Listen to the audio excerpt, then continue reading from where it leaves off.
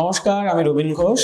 এই চ্যানেলে আমি ফটোগ্রাফি নিয়ে বাংলায় কথা বলি, যেখানে আমি শেয়ার করি আমার practical experiences, tips and tricks এবং আমার ফটোগ্রাফি শুটের বিহাইন্ড দ্য সিন। আপনার হাতে একটি ক্যামেরা আছে বা নতুন একটি ক্যামেরা কিনেছেন বা আছে আপনার কাছে একটা ভালো ফোন, কিন্তু আপনি এই ছবি তোলার পরও সেটা মনের মতো হচ্ছে না, তাহলে এই ভিডিওটা একান্তই আপনার জন্য। আমি এখানে শেখাবো ধাপে ধাপে, স্টেপ বাই স্টেপ, কিভাবে আপনি আপনার ওই ক্যামেরা বা মোবাইল দিয়ে খুব সুন্দর ফটোগ্রাফি করতে পারেন বা প্রফেশনাল লুকিং ফটো তুলতে পারেন। প্রথমেই আসি, যেটা সবচেয়ে বেশি ইম্পর্টেন্ট সেটা হচ্ছে রাইট মাইন্ডসেট এবং অবজারভেশন।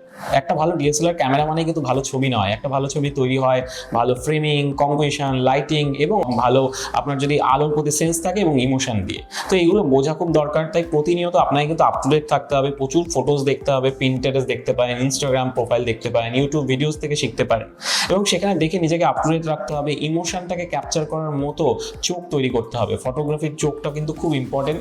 মানে আমার কাছে একটা ভালো ডিএসএলআর আছে, ভালো মোবাইল আছে, মানে ভালো ছবি তুলবো, এটা কিন্তু নয়। তো মাইন্ডসেট এবং অবজারভেশন খুব ইম্পর্টেন্ট। সেকেন্ড যে পয়েন্টটা সেটা ইম্পর্টেন্ট, সেটা হচ্ছে যে লাইটিং ইজ এভরিথিং। আমি সবসময় বলি যে ভালো আলো না হলে ভালো ছবি কখনো সম্ভব না তোলা।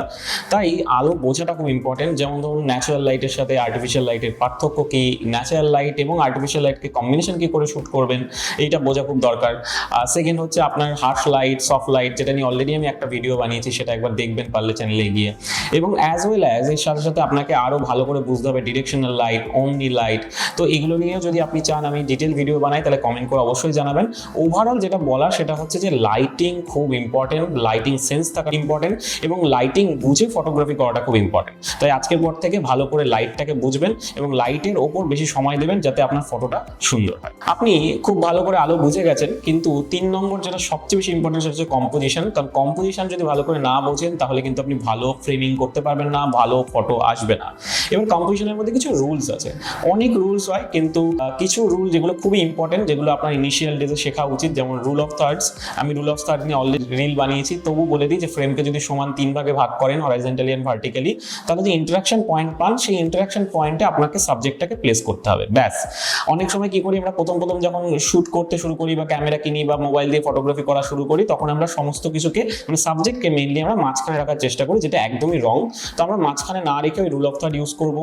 অ্যাজ ওয়েল অ্যাজ আপনি যেটা করতে পারেন মিনিমালিস্টিক অ্যাপ্রোচ, মানে মিনিমালিস্টিক অ্যাপ্রোচ মানে নেগেটিভ স্পেস রাখা, ক্যামেরার একটা কোণায় আপনি একটা সাবজেক্টকে রাখলেন এবং অনেকটা স্পেস আপনি ছেড়ে দিলেন, এটাও কিন্তু খুব সুন্দর ক্রিয়েটিভ আইডিয়া। লিডিং লাইন্স, যেমন অনেক সময় আপনি দেখবেন আপনার কিছু ন্যাচারাল জায়গাতেই অনেক সুন্দর সুন্দর লাইন রয়েছে, যেগুলো আপনার পুরো ক্যারেক্টারের দিকে চলে যাচ্ছে বা সাবজেক্টকে দেখাচ্ছে। স্টিভেন ম্যাককার্ডির কিছু ফটোজ আছে যেগুলো আপনি চেক করতে পারেন, সেটাতে লিডিং লাইন্স খুব ভালো করে বোঝানো হয়েছে। আর লিডিং লাইন্স আপনি যখন বাইরে শুট করবেন পেয়ে যাবেন অনেক জায়গাতে, ভিক্টোরিয়াতে বা অনেক জায়গায় আপনি লিডিং লাইন খুঁজে পাবেন যদি একটু মন দিয়ে খোঁজেন। এর সাথে সাথে সিমেট্রিক্যাল ছবি আমাদের সবসময় দেখতে ভালো লাগে, তো সিমেট্রি খোঁজার চেষ্টা করবেন, লাইট অ্যান্ড শ্যাডোর কন্ট্রাস্ট খোঁজার চেষ্টা করবেন, সেগুলো কিন্তু খুব সুন্দর ভাবে আপনার ছবিতে যদি প্রতিফলিত হয়, তাহলে ছবিগুলো খুব সুন্দর হয়ে ওঠে। তো মোটামুটি আপনাকে কিছু রুলস জানতে হবে এবং আপনার কম্পোজিশন সেন্স থাকতে হবে, যাতে আপনার ফটোটা একটা অ্যাভারেজ না হয়, একটু আউটস্ট্যান্ডিং হয় কম্পোজিশন সেন্স। এরপর আমরা বুঝে নেবো ব্যাকগ্রাউন্ড অ্যান্ড ফোরগ্রাউন্ড। ব্যাকগ্রাউন্ড ক্ষেত্রে সবসময় চেষ্টা করুন সিম্পলিস্টিক রাখার, প্রফেশনাল লুক দেয়। মিনিমালিস্টিক অ্যাপ্রোচ রাখলে আরো ভালো, মানে সব কিছু রেখে দিলাম ব্যাকগ্রাউন্ডের মধ্যে, সেটা কিন্তু কখনোই ভালো লাগে না।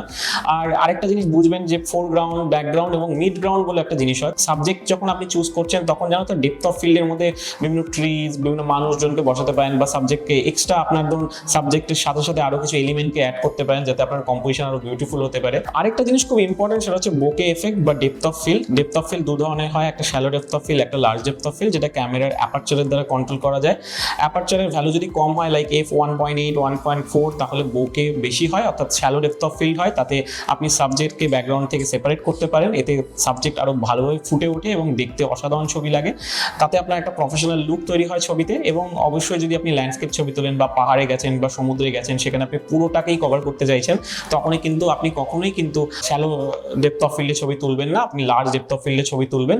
কারণ সেখানে আপনি চাইবেন যে পুরো জায়গাটা, অর্থাৎ স্কাই থেকে শুরু করে আপনার সি বিচ বা পাহাড় থেকে শুরু করে পুরোটাই যেন কভার হয়। তো এটা খুব ইম্পর্টেন্ট, মানে বোকে এফেক্ট বা ডেপথ অফ ফিল্ডটা মাথায় রাখা। আপনি সবকিছু মোটামুটি শিখে যাওয়ার পরও একটা জিনিসও ইম্পর্টেন্ট হয়ে পড়ে, সেটা হচ্ছে এডিটিং। কারণ আপনি যদি একদমই ছবিটাকে র অবস্থায় সোশ্যাল মিডিয়াতে আপলোড করেন বা কাউকে দেখান, তাহলে কিন্তু সেটা অতটা আই ক্যাচিং নাও লাগতে পারে। তো বেসিক একটু এডিটিং আপনাকে জানতে হবে, যেমন শ্যাডো, কালার ব্যালেন্স বা হোয়াইট ব্যালেন্স, এগুলোকে ঠিকঠাক রাখা এবং অ্যাজ ওয়েল অ্যাজ শ্যাডো থেকে শুরু করে হাইলাইট, কন্ট্রাস্ট, এগুলোকে বোঝা, স্যাচুরেশন, ভাইব্রেন্স, এগুলো নিয়ে খেলা। তো এর জন্য আপনি কিছু মোবাইল অ্যাপ ইউজ করতে পারেন, স্ন্যাপসিড আছে, অ্যাডোবের লাইটরুম আছে, অ্যাডোবের ফটোশপও আছে, বাট অতটা ভালো নয়। অ্যাডোবি লাইটরুম আর স্ন্যাপসিড আমার মনে হয় বেস্ট অপশন এখনকার দিনে। এই দুটো অ্যাপ ইউজ করতে পারেন। মাইনার চেঞ্জ করবেন, বেশি ওভার এডিট করতে যাবেন না, কারণ ওভার এডিট কিন্তু প্রফেশনাল লুক দেয় না। ওভার স্যাচুরেশন, ওভার কন্ট্রাস্ট কখনোই ভালো লাগে না। অল্প অল্প চেঞ্জেস করবেন এবং দেখবেন অটোমেটিক্যালি আপনার ছবিটা আরো বেশি অ্যাপিলিং হয়ে যাবে।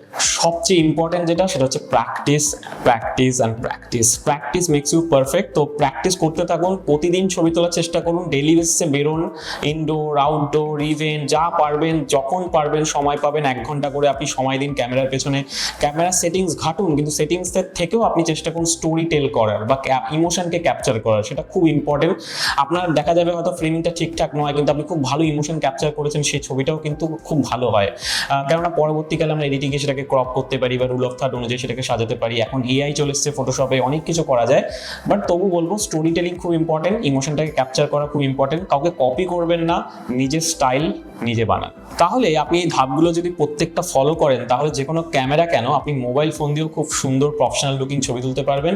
কমেন্ট করে জানান যে কোন টিপসটা আপনার সবচেয়ে বেশি ভালো লেগেছে, আর একদম সাবস্ক্রাইব করতে ভুলবেন না, কারণ আপনারা সাবস্ক্রাইব করলে আমি আরো সুন্দর সুন্দর টপিকের উপর ভিডিও আনতে পারবো। খুব ভালো থাকবেন, ধন্যবাদ।